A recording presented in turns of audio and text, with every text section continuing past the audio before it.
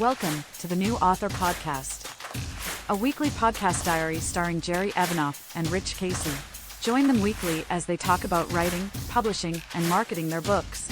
And now, here are your hosts. Hello, everyone, and welcome to the New Author Podcast. Today is Thursday, March 19th, right? Yeah, 2026. Episode number 348 of the podcast. I am one of the hosts, Jerry Evanoff, and with me, as he is each week, is Rich Kacy. And Rich, I'm curious. I have been looking at these. I don't know if you're familiar with these Skechers slip-in shoes. Have you seen the commercials for these? Yeah, I think so. Yeah. So I've been interested in these, and I went over to my mom and dad's house last week, and my dad actually had a pair. I had no idea he was buying them. He had a pair of them, and I was like, I really like those. Those are really nice. And he says, I just need wider ones. I'm like, I gotta go check those out. And I went 2 days later, and there they are, and they are wonderful shoes. And you just put it on the ground, and it's like wearing a shoe sized or a shoe shaped flip flop. It feels so good. You realize that those are the quintessential old man shoes. Don't care. Because you don't have to bend over and tie them. You know what? Then that's another plus right there. I didn't even think of that one. Yeah, I'm hoping. I would like to get golf shoes like this. That'd be great. Yeah. So how are you? I'm doing well.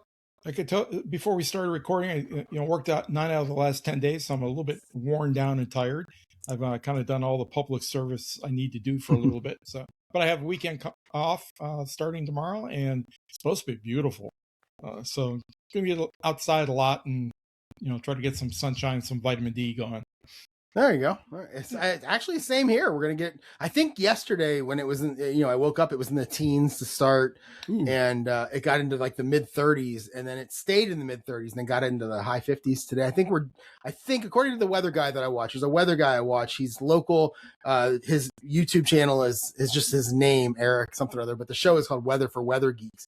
And it's basically his weather show that he does for the news, but it's about 10 minutes longer. So it's like 8 to 12 minutes every day. And I really enjoy watching it. It's extended weather basically. And he's pretty good about being right or close to it. And he said that yesterday was probably our last shot at cold winter until like he said November. So I feel good about that. Well, you may have been cold, but it could have been worse. My latest, I didn't put this down as an addicted to. But it could be my addicted to, at least and maybe next week. For some reason, I've started watching live cams of railroads around the country. Oh, I see those pop up every now and then. I don't really watch them, but they do pop up every now and then. Yeah. I clicked on one that was in Fond du Lac, Wisconsin, which I happen to know is kind of up there about the same latitude as Green Bay. And they had like still 4 or 5 feet of snow on the ground. Yeah, they got pummeled over the weekend. Yeah, piled up everywhere. How's your son? Did he get pummeled over the weekend too? I don't know. They didn't say anything about it. Okay, but maybe they did. Yeah.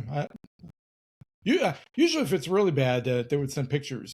They did. Oh. My daughter-in-law did send a picture of the pond outside their apartment complex. The geese are back already, but the pond's still frozen, so they're just standing. They're just standing around on the ice.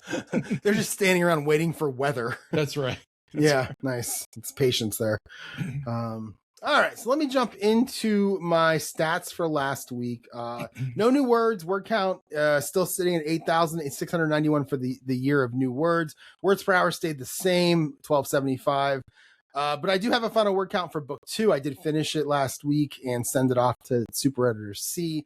Final word count was 68,380. And just to give you an idea what I paid for the editing of this book, the developmental edit was 90,150 words, and I paid a total of $540.90 at 0.006 per word. So that's where that number comes from. And then the copy edit was 0.005. So, what is that? 1/10 of 1,000th of a penny less, whatever, however you say that. And it was only 68,380 words, and I paid $341 for that. So, we're about $900 here between the two edits. Totally worth it. And I may not make that money back, but I still think it's worth it, and it'll make the book better. But I do see the value now in being less than 70,000 words. Yeah. which she's always trying to get me to do. She's probably doing it for a different reason, but I do see the value at being less than 70,000. So yeah. Right. And, but that's kind of the rule of thumb that they say, if you're going to do it right, expect to pay $1,000 to $2,000 somewhere in that range to get your book really well edited and developed. And what I'll do this time is, and this is what she suggested to me, she said a lot of people do this, and I think I've talked about it, is I will, I'm still working on book 1.5 right now, but after I get that done and ready to go, book 3 is the next book I go to. And what I'll do is I'll do a chapter by chapter summary for that, and I'll send her the outline instead of sending her the finished book. Right. And that way we can go through the plot, because that's what a developmental edit is. She only charges, I think she told me she charges $250 for that. And then if you decide to get a developmental edit later, she just knocks the $250 off the total to make it a full developmental edit. So, that's how I'm going to work this next one. Okay. Yeah, that'd be cool. In terms of my goal for last week, I had, obviously the main goal was to finish revision Z, the final revision, and send it off to her by Sunday night, which is the day I told her I'd send it to her. But the mini goal was to do it actually by Saturday night so that I could then spend Sunday making a lot of little changes here and there, which I did accomplish that also. And I'm glad I did, because I spent a few hours on it on Sunday doing some different things. So, yeah. Did you send it to her at 11:59 p.m. or? I sent it to her at like 2:30 when I was done before I left Hothead Burrito on Sunday, because I'm like, I'm just sending it. I'm not going to dilly-dally. Let's just send it, go home, and do something else. Right. Yeah. And plus, I have no idea what time zone she's in, probably. She is actually, her and I talked about this a couple of emails ago. She's actually 2 hours ahead of me. No, that's good. Yeah, because she's in Brazil, which if you look at a map, you think South America is like right underneath North America. But if you look at a map, it's actually way out east. Yeah. And I believe she's 2 times and she's 2 hours ahead of me. So, okay, so she would be in mountain time here. Yeah. No, the other way. 2 hours the other way. So she's really? 2 hours ahead of me. Yeah. It's It's 7:56 p.m. Eastern time, so it's 9:56 for her, whatever Brazil time it is. Yeah. Oh, okay. Oh, yeah, I didn't realize that. Yeah. Yeah. And we'll talk time zones later on too, by the way, Rich. Oh, okay. Good. Yeah, so it's going to be a time zone heavy. Geography. So that's what I'm at. What's that? Geography lesson. Yeah, there you go. I don't have any word count stats. And in fact, after I talk later on about my something new that I've stumbled into, I may never have word count stats again. Oh no! I may have some other stats to suggest. But I did a lot of work through the last 7 of the last 8 days since we last spoke. I lost about 6,000 words, maybe a little bit more than that, of the book I'm editing, because I managed to actually go through and revise 6 chapters. My goal was 1 chapter, so I'm really happy. That I like that it was 3 chapters the week before and you didn't do it. So you're like, I'm just going to make it 1, and then you crushed it. So. Right. So I made up for the fail of last week. I'm now up to 10 revised chapters. I got another 23 to go. So it's still a long way. But yeah, I can't complain about the way it's been going. So, looking at last week, I worked in the office on this day. Early in the morning, I grabbed my laptop, the laptop that's been plugged in. It's literally been plugged in all night since I got home. I don't know, Tuesday or whatever day I used it last.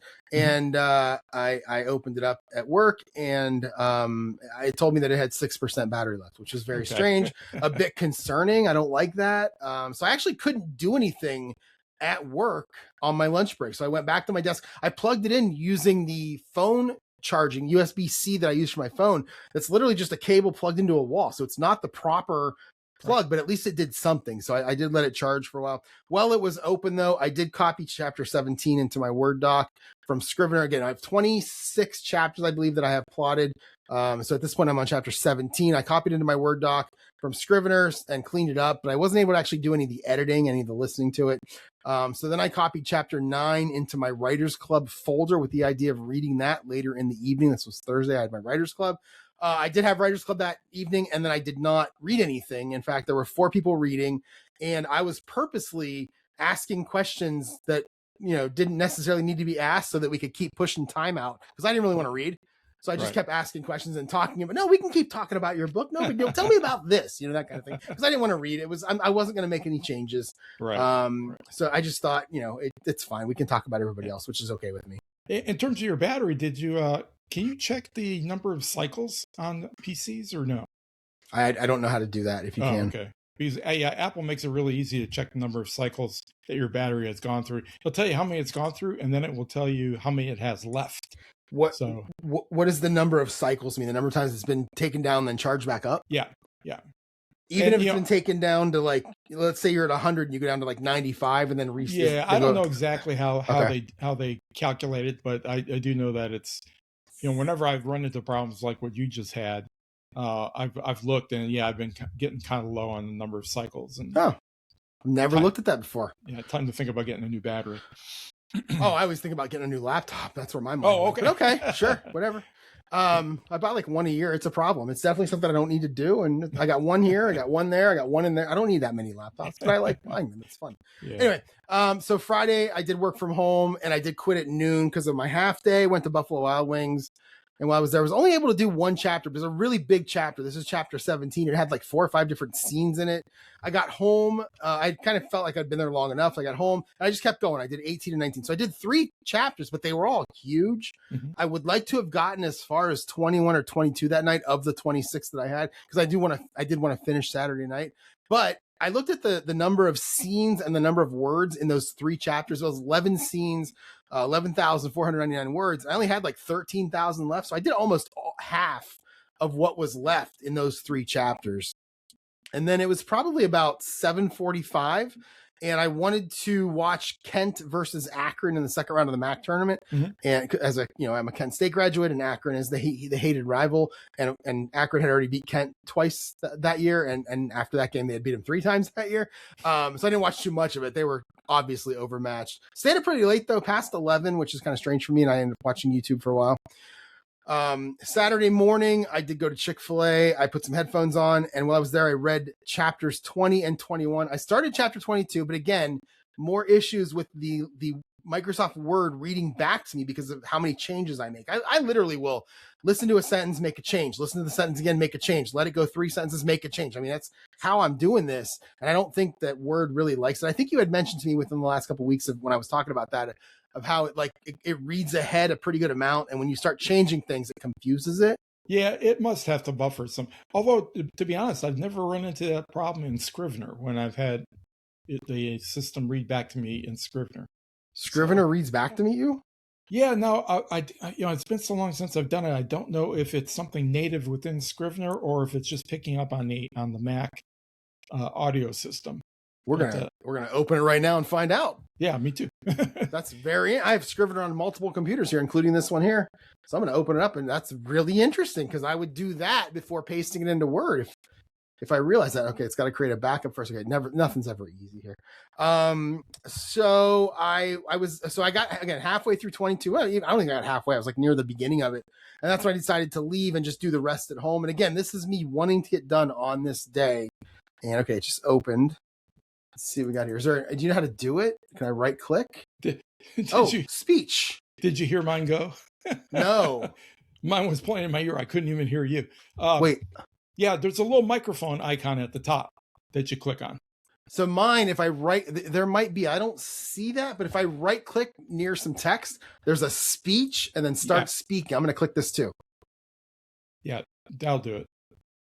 How do I stop it? Oh, stop. That is a horrible robot voice. I'm hoping there'd be a place where I can edit those. I think that depends settings. On either in settings there, or you have to set it up within the system settings of the computer. So inside settings, there's 2 of them, and they're both. Yeah, those are terrible voices. Okay, I think I could not do either of those. Yeah, I don't think I have only 2. I think what I've done in the past is set up the voice in the Apple system settings, and it just picks up on that. Okay, so maybe this computer is different from the other computer in the front where it has better. I'm not sure. I have to look into it though. What I really would love to be able to do is use that 11 Labs, but it's so expensive. Right. And I think I remember saw there was like a limit to the number of words when you pay a lot per month, and you have to pay even more. And I don't know that it's worth it, but I would love to use something like that. So I came home from Chick-fil-A and basically sat at my computer until about 7:00 that night, going through the entire thing. Started at 22 when I got home, went 23, 24, 25, 26. And I did pause every now and then to put my groceries away or let the dog out or eat dinner, things like that. That I think I did laundry that day too. And I finally finished it right around 7:00, and I shut everything down and played my football game until about 8:45. I hadn't played it in almost a week. It was my Steelers-Browns game. The Browns ended up losing, even though they had a chance at the end to win, and they ended up losing. So it was a good time. And then Sunday, I woke up with 2 really big lists of things to do. And I have those lists right here. Right there. You can see lots of stuff crossed out. Yep. So I'm going to go through each one right now, and then I'll talk about the ones I did. So I have a personal list and I have a writing list. The personal list is, well, that could go to the writing list. So the personal list is, actually, that can too. And most of this is writing. So I wanted to update my YouTube TV plan. I got to do my grocery order. I had to send out my golf sheet. I want to look for a landscaper. I want to look into Best Buy and SiriusXM. There's a golf thing I want to buy. There's a game I want to look into. And then for writing, I want to look into Plotter. I'll talk about that later. I want to schedule my next meeting with Ellie, my marketing person who I met on Reedsy. I want to set up my Etsy, send out an email, do a Facebook author post, get my book 2 paperback cover, my book 3 ebook cover, and I want to go into drafted digital and set all of my ebooks available for libraries, since that's now a thing that Amazon allows, even if you're in Kindle Unlimited. Big list of things to do. So Sunday morning, I wasn't going to lunch. I'm sorry, I wasn't going to breakfast. I was going to lunch. So I had a couple hours before I was leaving. So the first thing I did was I sent a note to Ellie saying, "Hey, these are when I'm available." Or no, I sent a note to her asking her a question, because what I realized was we turned our clocks back. Speaking of time zones, we turned our clocks back March 1st, 2nd, 3rd, whenever that was, a couple of weeks ago. But the UK hadn't turned theirs back yet, and I Googled it, and I couldn't tell if she had to turn hers back or not, because in some things I read said that you don't have to. Other things said that they do it later in the year. I could not get a good answer. So I literally just emailed her and asked her. Yeah, I thought they did it earlier before us. No. Maybe I'm thinking. No. I get because I'm hooked into the lists and things in Australia and New Zealand and the UK, and sometimes they get mixed up.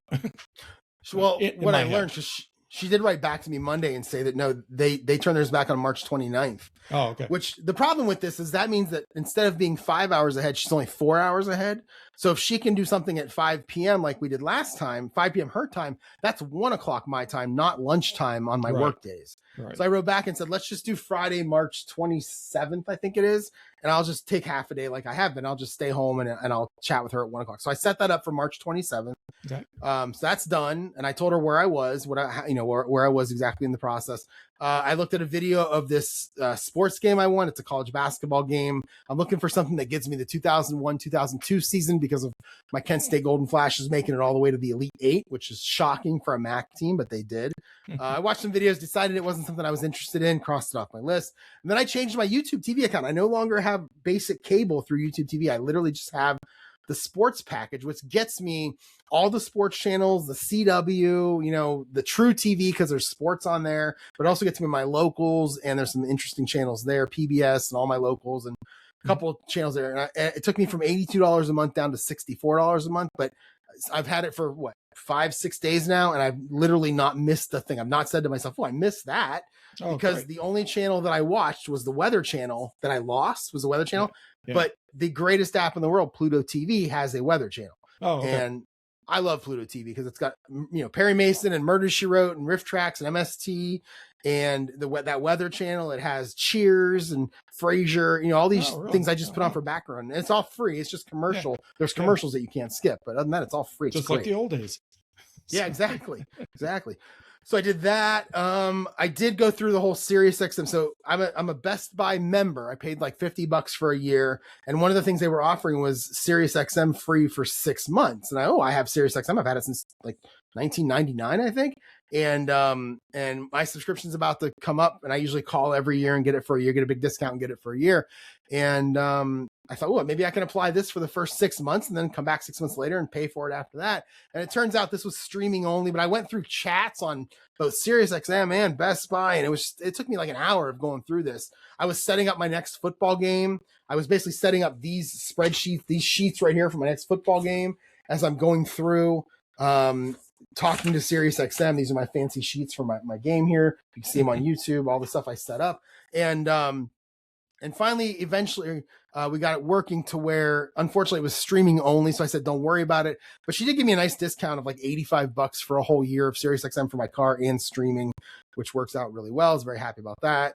So what's the yearly tab normally for Sirius?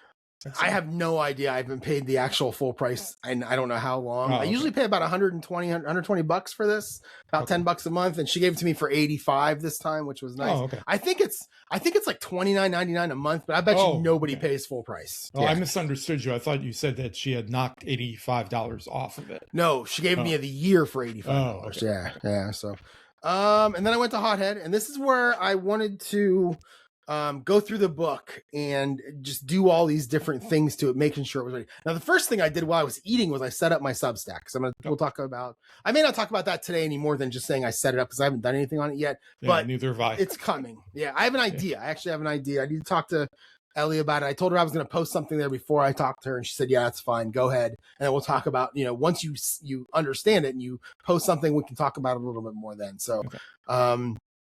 So I created that. Then I opened up the Word doc for book 2, which is my active draft now. It's just a Word doc that's sitting in my folder, my drafts folder.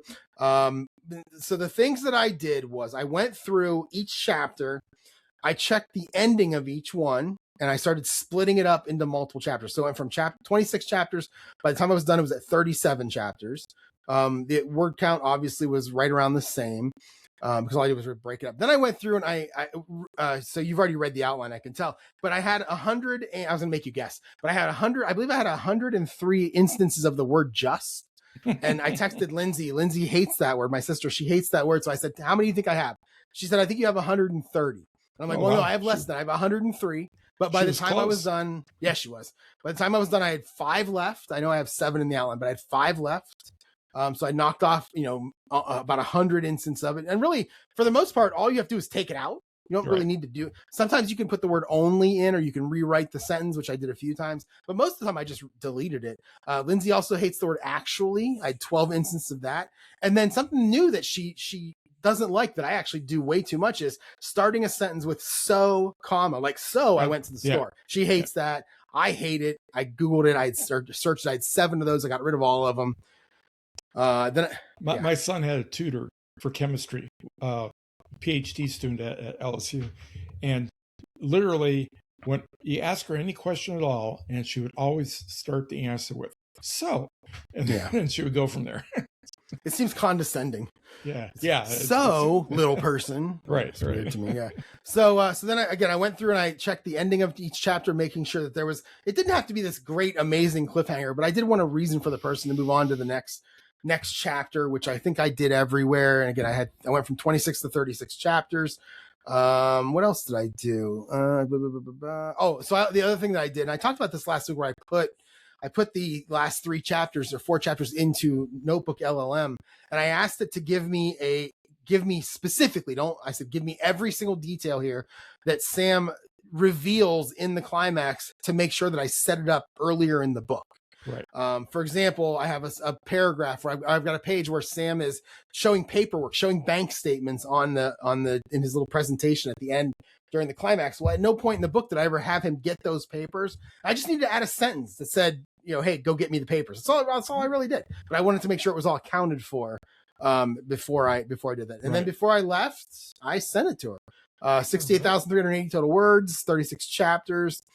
The first thing she did, now she doesn't work on the weekends, but she does see her email, and she immediately wrote me back and she said, wow, you really did some cutting. Good. So, cause I went from 90,000 down to 68,000.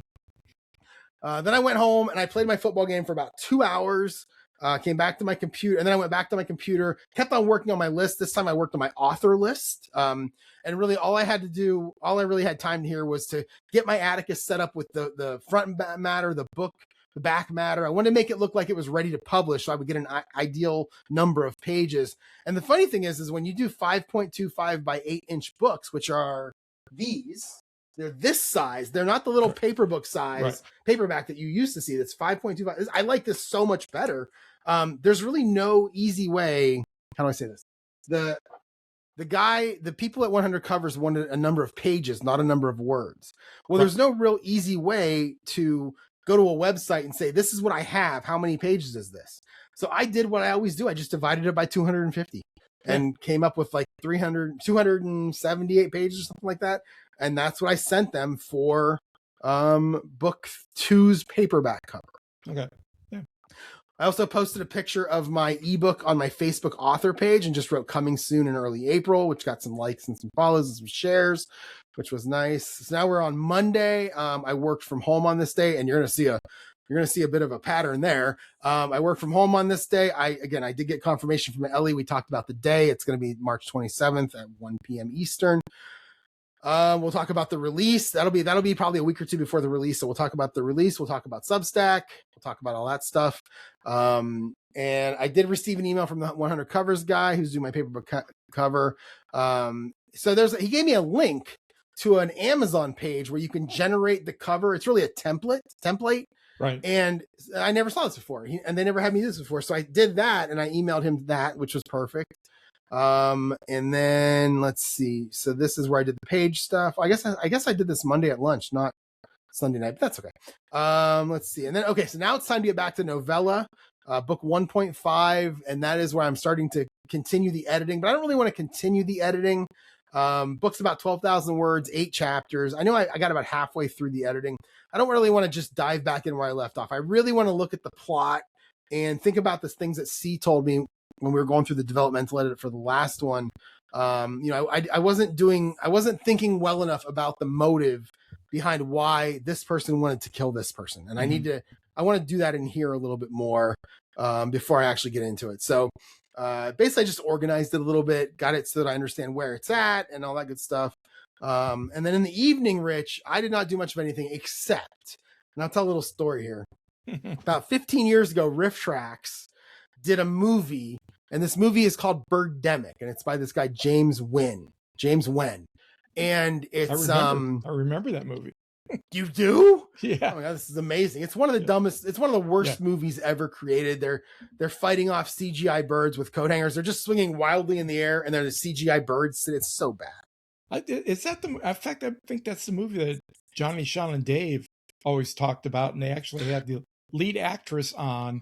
And she's great. Had her almost in tears because they were making so much fun of the movie. No, she's like the only one who understands that it was really bad, and she's actually the only one that went on to actually have some kind of a career. Oh, really? The rest of them, nobody's ever heard of again. But so Riff Tracks did a riff of my favorite part of that movie is it took 45 minutes. We're 45 minutes of a love story basically, and then we get into the actual Birdemic part. Imagine if Sharknado didn't have any sharks until halfway through the movie. That's what this was. And when they finally did show him on screen, again, bad CGI, there was literally a bird dive bombing a car complete with jet engine sounds like a plane, and then when it hit the car it exploded as if it had dynamite. It's fantastically bad, and the Riff Track guys did it, and it's one of my favorite Riff Tracks of all time. I will go back to it and watch. If you're at YouTube, just type Riff Tracks Birdemic and you'll get you might even get like the 7 minutes highlight of how bad it is. So, and that James Wen, I mean, you got to respect the guy because he wanted to make a movie. He made a movie. In fact, he made a whole bunch of movies. He made one called Julie and Jack, which is terrible. He made my favorite one called Replica, which is really bad. He made Birdemic 2. I didn't know this. Then he made Birdemic 3. And that's the movie that I watched the Riff Tracks version of on this Monday night. And it's 83 minutes long. It couldn't even make 90 minutes. And it could be worse. I mean, you got one person swinging with a rake, and it's so funny when they get their automatic weapons out and they're just shooting, and then it cuts to silence with a bird just floating in midair, and you see a little blood and it falls. It looked like a Atari 2600 game. It's so bad. And then you see the other cars are like driving around like nothing's going on, and there's just these 4 people holding their guns out their window shooting straight. It's just really, really bad. And I watched the entire thing because I love it. Texted my buddy. That's the kind of thing you need to watch in the evening. Yeah, absolutely. Oh, and I laughed like crazy because of how I just kept yelling, "Go inside! Just go inside! It'll be okay. Just go inside." The best part of Birdemic 1 is there's this character named Becky, and Becky ends up being one of the 4 people in Birdemic 1 that are trying to be main characters and fend off the birds. And Becky, they decided at some point to have a picnic outside in the middle of a birdemic. No idea why. They just didn't go inside. And at one point, Becky has to go number 2, Rich. And instead of, again, going inside, they cut to her. She's holding a roll of toilet paper and she just squats down in the grass. And it's like, what is happening? And then out of nowhere, a bird flies by and slices her throat and she's dead. And one of my favorite lines is when her boyfriend in the car just hits the steering wheel and goes, "The Eagles killed Becky." I love that line so much. And so it's really bad. So that's what I did Monday night. I tell you, he really missed a trick by not having them go inside the house, because then he could have had a bird dive bombing in the house and going so fast that the air friction caught it on fire, and it was like a flaming arrow into the house, and then the house catches on fire. I don't think he could have afforded the CGI budget. Maybe not, yeah. It's just bad. There's a guy in the middle of it for no reason who sings a song called hanging out with my family, having ourselves a party. It's really, and it's like a dance scene. They're on a date and they're supposed to be dancing. They literally play the entire 4-minute song for no reason. And it's just them dancing. And at one point she just does the robot, because I think she's run out of dancing to do. It's just really bad. You should just watch it. It's so bad that I'm telling you guys, but you got to watch the Riff Tracks version. You can't watch, it might be on YouTube because they put a lot of their stuff on YouTube. But I'm just saying, if you guys want some advice right now, if you want to laugh, and if you can find the live version, even better, because it's just in the live version, there's a short at the very beginning about this guy named Norman, and just watch it too. It's just as funny. Wait, let me just see if Birdemic, I can't believe I got off on this tangent. I know people are going to not be. Oh yeah, it's free. It's Riff Tracks Birdemic Shock and Terror. It's an hour and 33 minutes. And is this the live version? Oh, please be. I don't think it is. Oh, it's so good. It's just so good. You just need to watch it. Just watch it tonight. Have you ever seen La La Land with Ryan Gosling? I watched about the first half and turned it off. It was so terrible. Okay. Well, I kind of like the movie, but it's just because I like Ryan Gosling and Emma Stone. But maybe they got the idea for that big dance scene number from. Oh, they 100% could have. Yeah. I'm sure Birdemic influenced a lot of people on what not to do. It's so bad. Okay, anyway. All right. So that's what I did Monday night. I watched Birdemic 3, the Riff Tracks version. I literally just sat I don't even think I sat normal. I sat down on the couch just because I knew I was going to be getting up in a few minutes and went, oh, I'll turn it on. And I literally just sat there like a slug for 83 minutes, just watching it and texting my buddy who also loves Riff Tracks. It's great.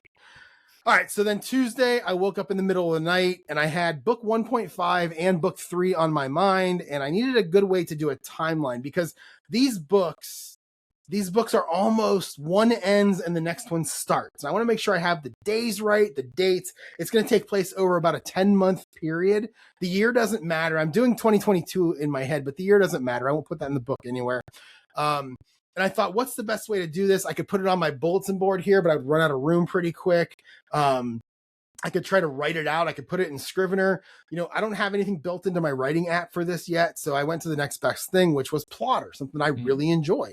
And Plotter has been taking $25 out of my account for the last 3 or 4 years in June. But I literally have no licenses, no nothing. I emailed them and said, listen, I don't mind. It's whatever. It doesn't matter. I'm too lazy to work it out. I go, I'd love to use the app. So if we can just work this out, that'd be cool. So this was Tuesday early in the morning. This was before I even showered before work that day. I worked from home that day. And I thought, okay, I'll hear from them today. I can work on it tonight. Well, it didn't work out that way. But so then at lunch, I didn't really do anything at all writing wise. And then in the evening, I put book 3 now into Notebook LLM and asked it for a blurb. Again, it was just a starting point. The blurb was awful that it gave me, but it's a starting point, something to work with. I went through and rewrote. I literally rewrote it as a description instead of a blurb.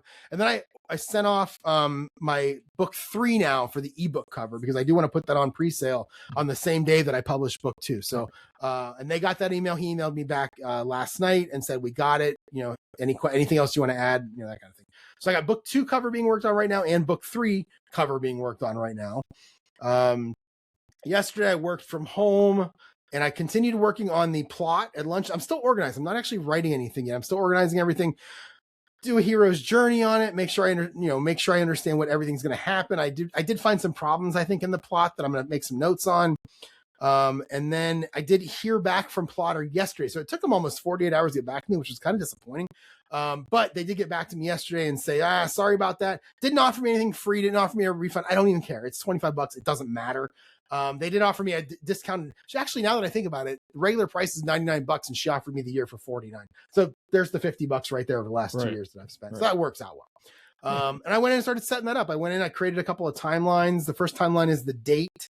The second timeline is the main story. The third timeline is my serial killer story, which overlaps. My fourth timeline is his parents' story, which also overlaps. And then I have a hero's journey timeline underneath that I can just keep track of the hero's journey. And I started adding book 2 stuff to it. I started adding some book 3 stuff. Over the next couple of weeks, I'm going to just slowly here and there when I have time add so that I have books 1, 1.5, and 2 in there. So when I'm ready to write book 3, I know where I'm at on this timeline. So it's going to be one really long timeline. You're going to have to, once you get all your books in there, you'll have to get send it to a large format printer so that you can have paper your whole wall with it. Oh, that sounds great. I could do that too. Actually, I want to paper all the places that I wrote. Paper the corner at Hothead Burrito. Paper the corner that I sit at in Chick-fil-A. Hang something up there just to remember it by. That'd be great. So that was last night, and then today I was in the office. We couldn't podcast last night, so today another day I was in the office, and at lunch I just continued organizing. That's all I really was doing. And I think I have Scrivener now set up where I have my summary above the first draft words in each chapter. I have 8 chapters. I'm going to write a prologue. I don't have a prologue. I'm going to write that. And I'm ready to go. I'm ready. So tomorrow I will start writing. I will get into the writing tomorrow, and we'll talk about where I'm going to write tomorrow because I don't even know. And then after I got home, you had said that you were looking for the link to the writers app that I'm working on. And I told you, I think I found a bug, and I did my best to fix the bug. And then you found a bug, and I think I have that fixed. So it's back to where you can try it out and see what happens. And now we're podcasting. So you're not writing in your app, you're writing in Scrivener. For now, yeah, I'm going to do book 3 in my app. I might do book 1.5 if I can get the app. The one thing that I need to do right now is I need to go in and make it so that I can create decimal books, because I want to have book 1, book 1.5. I want it in the order down the left side. And right now you can't do that. So I might try to do that like tomorrow night, something like that. And if I can get that done quickly, then I will go ahead and write it in my app. Absolutely. But book 3, definitely. Okay. Nice. My week in review is going to be short and sweet here because basically I just worked and I edited, and that's pretty much all I did, except for last Thursday. Last Thursday afternoon, I had my first AI introductory class. Had about 10 or 11 people show up. It went pretty well. I got some things I'm going to change for the next one. But none of them had ever used it.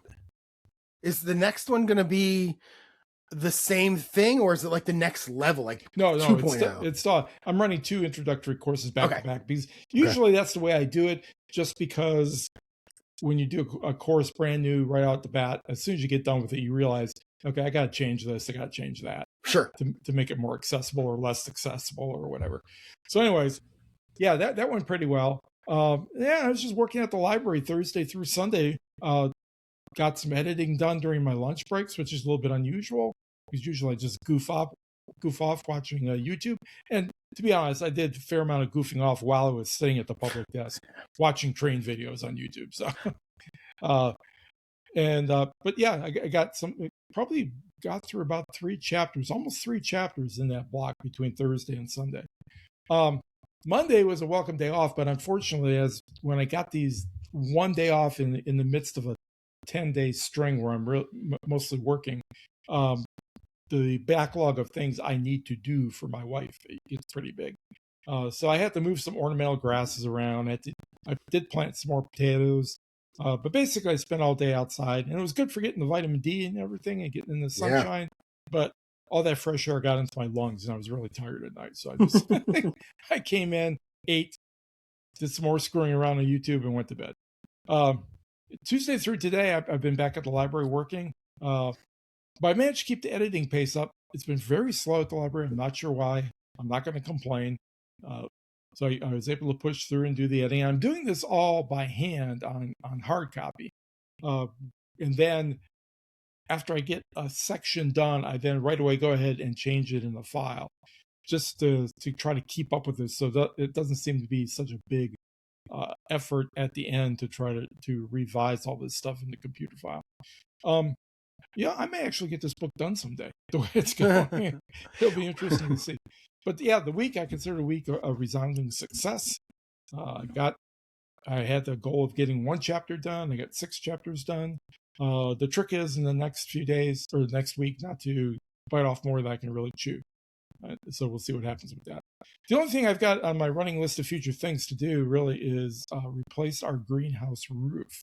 This is something my wife has been wanting us to do for a while now. Finally went ahead and we ordered the materials. Right now it's got a kind of a fiber reinforced plastic roof on it. We're going to go to plexiglass, essentially polycarbonate panels on there. And when that stuff comes in, I want to right away put it up so we can use it. So that means this weekend, starting tomorrow morning, I'm going to tear the old roof off and get it ready to accept the new panels. And hopefully it won't take all day tomorrow. It probably will, because things always take longer than I think they will.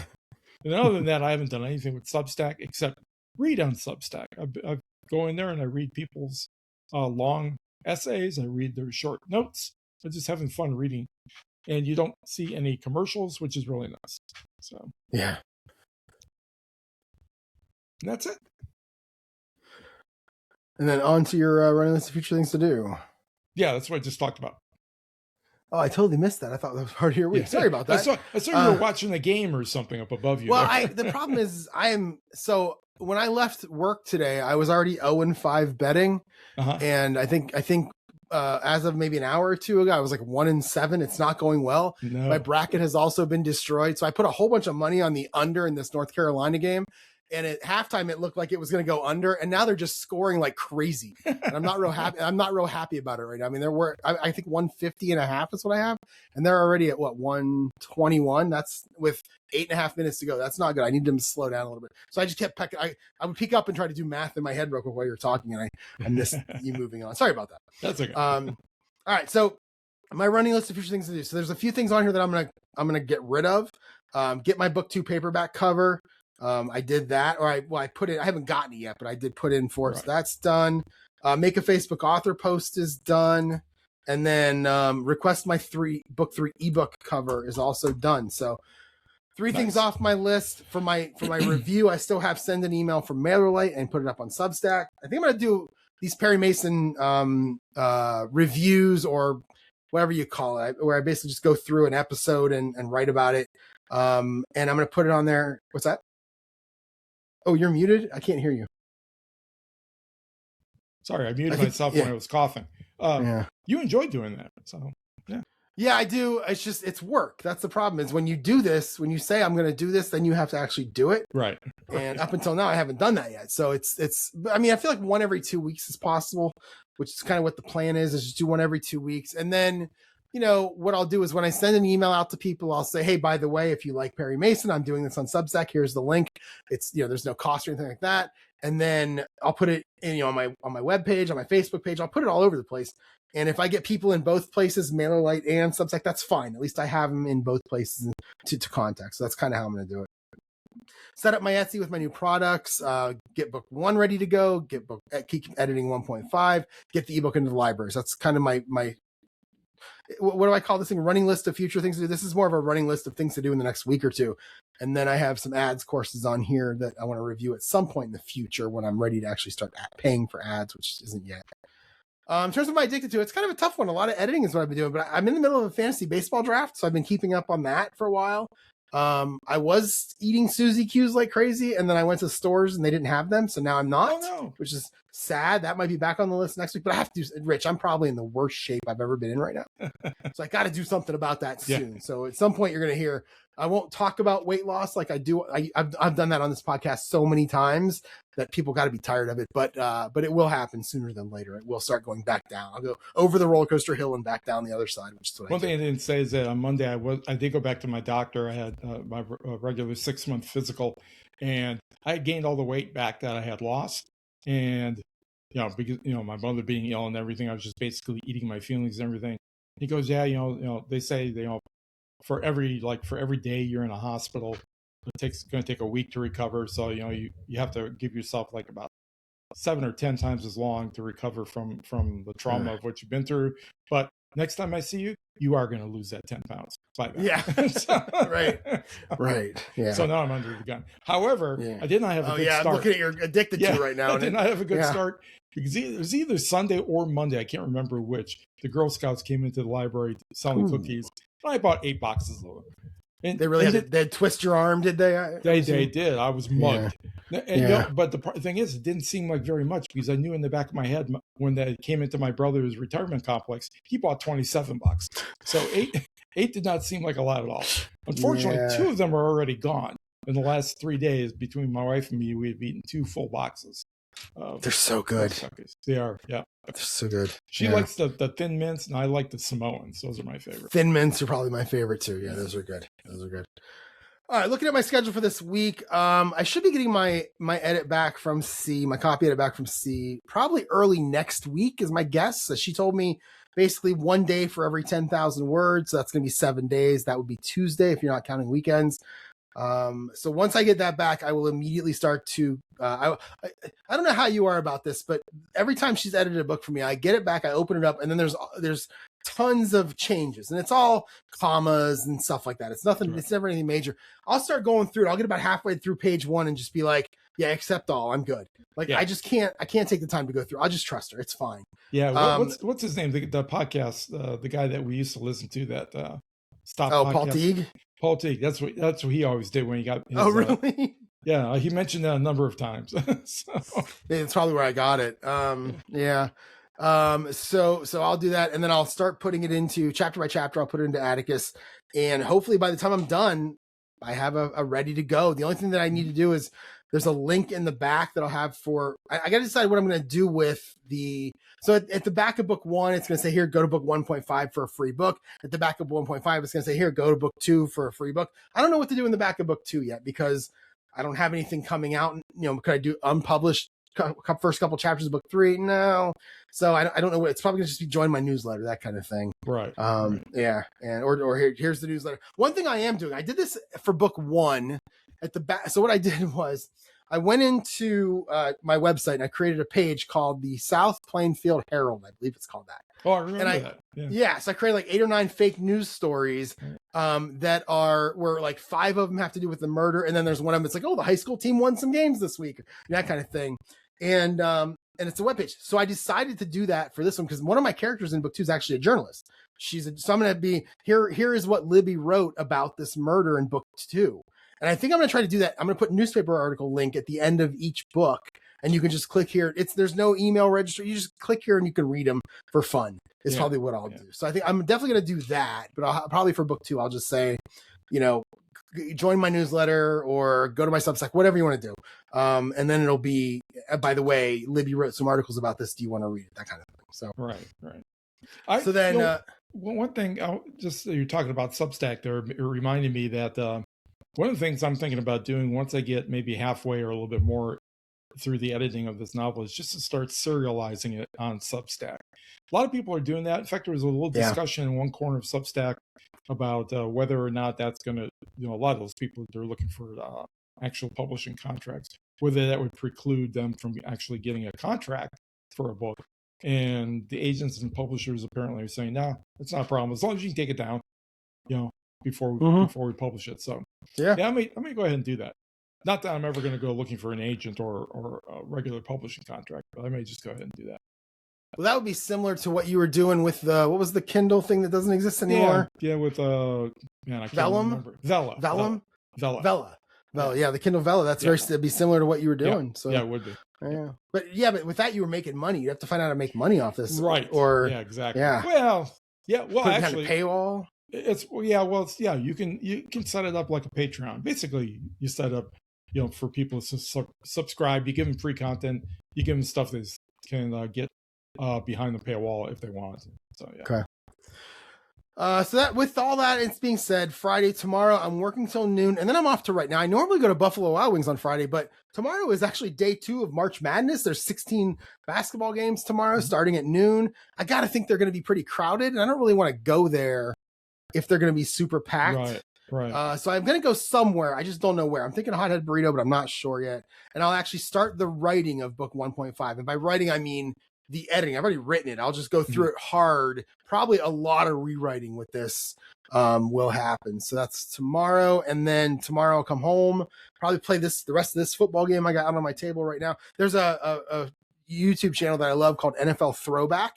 that does all these different videos of the history of football. And they're anything from what happened last year to what happened in the 40s. Like there's and everything between. It's a great, great channel. If you're an NFL fan, I would suggest you definitely go to it. And one of the videos they did about 9 months ago was who is the most average quarterback of all time.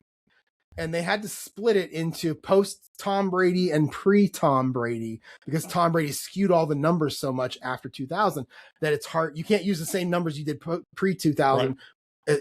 So there were two answers. The post 2000 answer was Bob Greasy's son, Brian Greasy. He was the post 2000 most average quarterback of all time. And they used all these different numbers. They did, what's the bell curve? They did that to determine things and all these weird math things. But the most average quarterback of all time pre 2000 was a guy that I started playing a couple of days ago. And that was Kansas City Chiefs, Bill Kenny. Boy, the most average quarterback. So yeah, me too. So I'm actually playing with him right now, which is nice. It's enjoyable. And so it's a 1983 game. So I'll finish this tomorrow night. Saturday and Sunday, a typical weekend for me. I'll do breakfast on Saturday, lunch on Sunday. I'll do writing during both. I'll try to do more personal admin stuff, especially on Sunday morning, having to do with all these books, my list that's down here and these Post-it notes.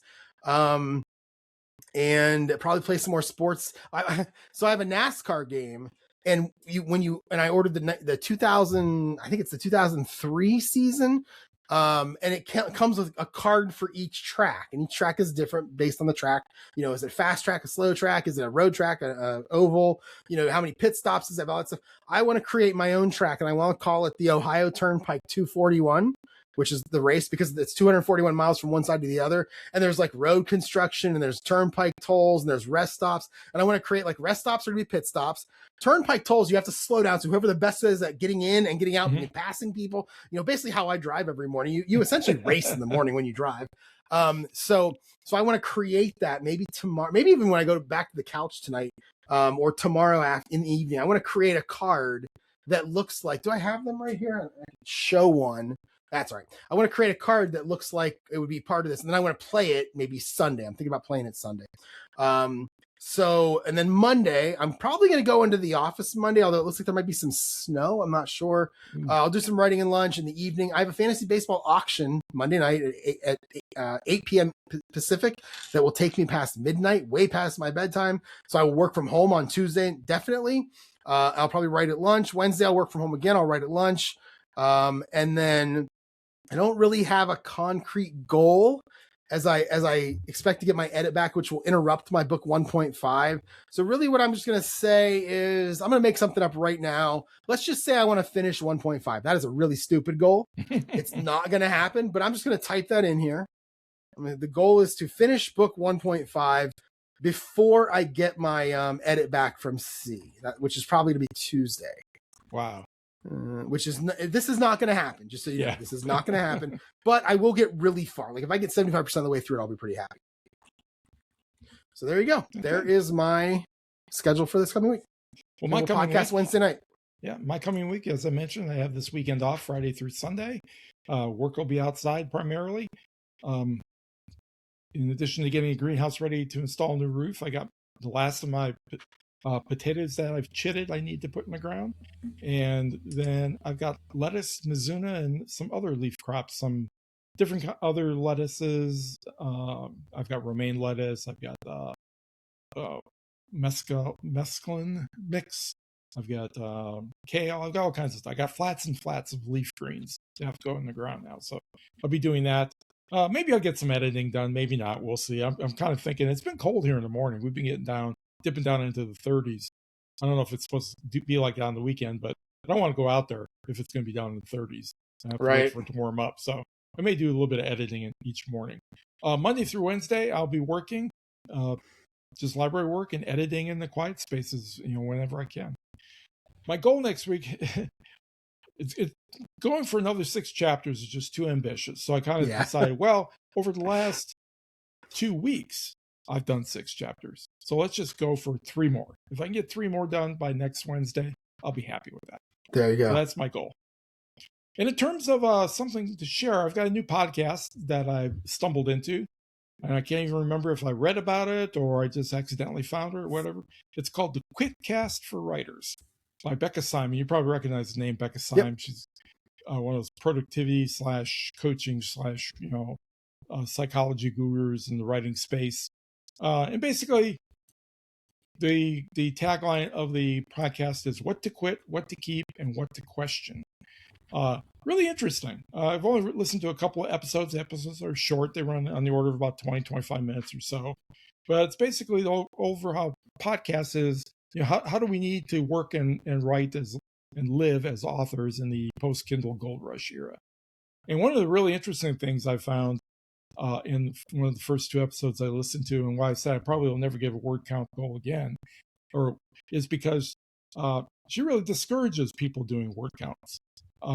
She says for most people, all it does is it induces performance anxiety when they don't meet the goals, and it causes people to write when they really shouldn't be writing because they're forcing. So what her and her acolytes do is instead they have MTBs, minimum time block, and I think theirs are like 30 minutes, but you can set it up however you want. And what you do is you count your progress by how many of these minimum time blocks you do in a day. And the other good thing about it is it's not just related to writing, because there's so much more that goes on in the indie author career that's not writing. For example, editing. Editing would be very easy to account for under this MTB system, as opposed to, new words written. You can't really account for that there. And you can't account for marketing. You can't account for, Right. social media and all that kind of stuff. So I'm going to try that and see if that spurs me on a little bit to use these minimum time blocks to get myself a little bit better organized. All right. And I have nothing to share. So, okay. So with that, we're gonna call it an episode. You have anything else? Nope. All right, neither do I. So if you want to get in touch with me, you can email me, jerry@jerryevanoff.com. You can go to the website, jerryevanoff.com, and facebook.com/jerryevanoffauthor. And the Substack is actually jerryevanoffauthor.substack.com. There's nothing there, but that's what it will end up being once it's available. Okay, my email address is rich@richkacy.com. You can find me on Blue Sky at Kacy himself, although not as frequent as I used to be. I'm mostly on Substack now in terms of social media, and you can just find me at Rich Kacy. All right, everyone, that is going to be it for this week. We will talk to you all next week. Thanks for watching. Thanks for listening. Yeah, have a good week.